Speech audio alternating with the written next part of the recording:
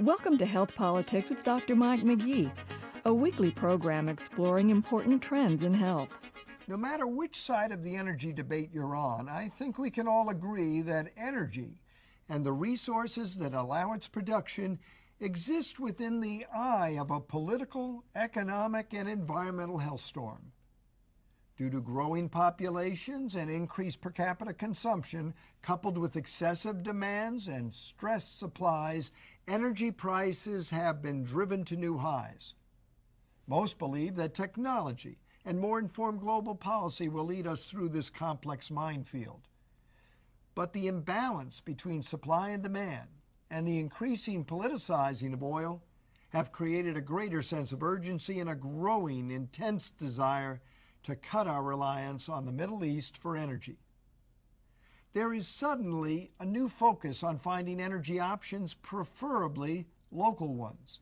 And in all of that talk, an old energy option is resurfacing as a legitimate contender.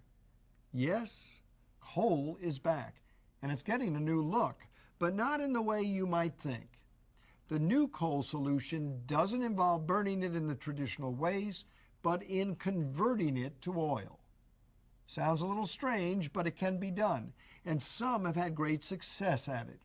Take South Africa, for example, which made the switch to oil-producing coal 50 years ago. Upon discovery of a large store of coal about 2 hours east of Johannesburg, South Africa built a state-owned energy plant in order to more efficiently convert coal to oil to support its growing energy needs. When oil prices soared in the 1970s, South African officials decided to take things to the next level. They took a $6 billion government loan and they built 2 new plants that expanded coal to oil output 20-fold. They also privatized the company called Sasol, maintaining roughly 25% control. It took 10 years to build the new plants, and by then the price of oil per barrel had plummeted. Still, in the face of international sanctions tied to apartheid, which restricted access to foreign oil, the company stayed profitable by boosting efficiency and expanding their end products to include plastics, fertilizers, and explosives. Today, with war in the Middle East and the oil prices topping $70 a barrel, Sasol is considered quite a success story in South Africa, and its name is on the lips of leaders from China to Montana and everywhere in between.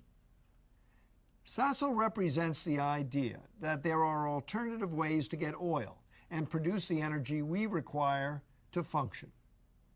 But why coal? Wouldn't other alternatives make more sense? So far, the other leading options available to us, those capable of producing the high levels of energy needed, have pros and cons. If you watched my earlier Health Politics piece about ethanol, you, for example, know that ethanol can be derived from a wide range of agricultural products, but growing them consumes a lot of water and requires large amounts of field space that's also needed to grow food for humans and animals. Not only will this competition likely drive up the cost of food, but the efficiency of ethanol and its secondary environmental impacts are also up for debate. Nuclear power, on the other hand, can be produced relatively cleanly, but the manufacturing facilities require enormous upfront investment. These plants also take substantial time to bring online. They have lingering safety concerns, and they don't flex up and down to match the demand with the same ease of non-nuclear plants. Given all these lingering questions and concerns, one starts to understand why U.S. leaders are willing to rethink coal as an energy option. The United States' growing interest in coal-to-liquid technology is one of those stories that has been quietly gaining momentum.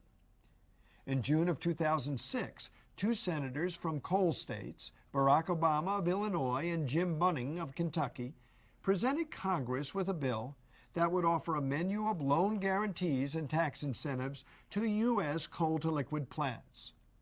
Montana Governor Brian Schweitzer, whose state would like to be the first in line, says South Africa's Sasol is his preferred partner. In his words, quote, These are the guys everyone wants to take to the prom, close quotes. If our country is considering coal to oil production as an option, maybe it's time we take a closer look. Here are the facts. Worldwide, it's believed that we can support 41 years of energy demand with the Earth's existing supply of oil reserves. We have about 65 years' worth of coverage from natural gas supplies. But we have 155 years of coal supply.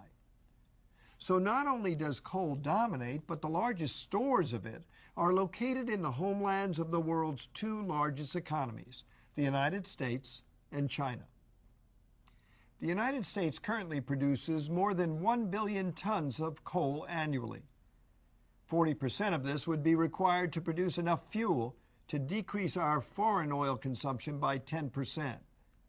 The U.S. Defense Department believes that coal-to-liquid technology has promise and is studying it. But while the U.S. studies, China builds, with one multi-billion-dollar plant underway in Mongolia and 27 more in design. What are the downsides? Well, first, expense. To build a plant that could provide 160,000 barrels of oil equivalent per day, enough to supply U.S. oil needs for one day, would cost $12 billion. The second issue involves legitimate environmental concerns. Superheating the coal to more than 2,000 degrees Fahrenheit and the addition of steam and oxygen to complete the chemical reaction has one main waste product, carbon dioxide. Studies show that traditional production and utilization of oil generates roughly 28 pounds of carbon dioxide per gallon, while the liquid coal equivalent emission is nearly 50 pounds. In fact, coal-to-oil plants have often been called, quotes, CO2 factories that produce energy on the side, close quotes. David Hawkins, director of the Climate Center at the Natural Resources Defense Council, had this to say in congressional testimony, quotes, before deciding whether to invest scores, perhaps hundreds of billions of dollars, in a new industry like coal-to-liquids, we need a much more serious assessment of whether this is an industry that should proceed at all, close quotes. Few would argue with so much in the balance: global security, global warming, the global economy, and our physical health. But these intersecting interests are made much more complex by further delay. So what is a measured approach? First, the U.S. must hold the line on the Clean Air Act. Its new source review provision requires older fossil fuel plants to install modern pollution controls whenever they modernize or change their plants. The act has now withstood two core challenges from energy providers. Holding the line here signals a standard on CO2 and other chemical emissions for new energy producers, as well as a willingness to face the threat of global warming. Second, all citizens must join together to manage demand. The more we manage demand, the more time we buy to allow our elected leaders the opportunity to pursue correct solutions, and our scientists and engineers the opportunity to create advances that expand our options. Translation: each of us needs to do our share in conserving energy. Third, we must push technology. Coal-to-liquid leaders like those from South Africa's Sasol believe that new advancements will decrease CO2 emissions by 10% within 10 years, and much greater reductions will soon follow. It makes sense to give them a chance to prove it. Finally, we should never put all of our eggs in one basket. Energy is a global imperative, and as we look at alternatives in the short and medium term, coal-to-liquid, ethanol, and nuclear energy all have a role to play. For Health Politics, I'm Mike McGee. Thank you for watching Health Politics with Dr. Mike McGee. If you're accessing Health Politics with a portable device, please visit our homepage, healthpolitics.org, for more information on this topic and many others. If you're watching Health Politics on the Internet, please visit the links below for additional information. Download the transcript and slides to share with friends or colleagues, or use the discussion guide to help generate conversations in the classroom. If you are not yet a Health Politics subscriber and would like to begin receiving a weekly email to keep you up to date on our latest programs, please click on Subscribe to Health Politics above and enter your email address. Again, thank you for watching Health Politics with Dr. Mike McGee.